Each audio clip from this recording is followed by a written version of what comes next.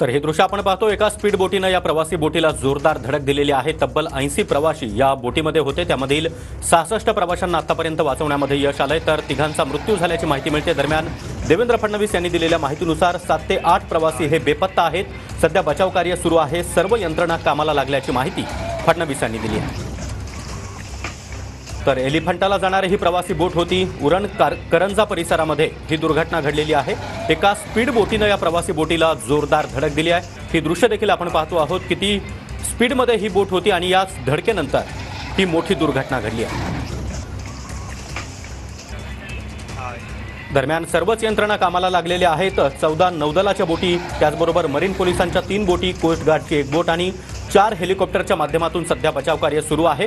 याच ठिकाणी शेकापचे नेते जयंत पाटील हे देखील दाखल होत आहेत। त्याचबरोबर इतरही सर्व यंत्रणा या बचाव कार्यामध्ये कामाला लागलेल्या आहेत। मुंबई पोलीस देखील घटनास्थळी दाखल झालेले आहेत। त्याचबरोबर नौदल असेल, मरीन पोलीस असतील, इतकंच नाही तर कोस्ट गार्ड देखील बचाव कार्यामध्ये सध्या व्यस्त आहे।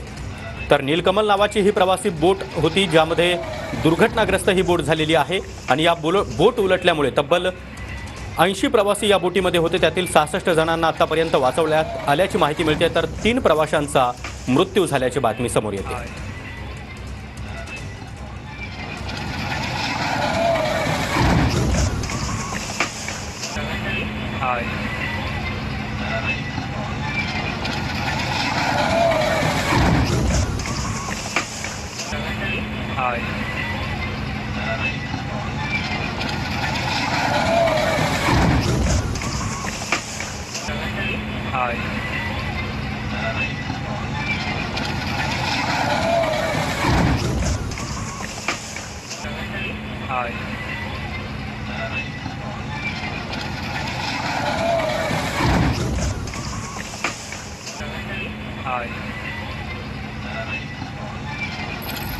तर 7 ते 8 प्रवासी अजूनही बेपत्ता असल्याची माहिती देवेंद्र फडणवीस यांनी सभागृहामध्ये दिलेली आहे।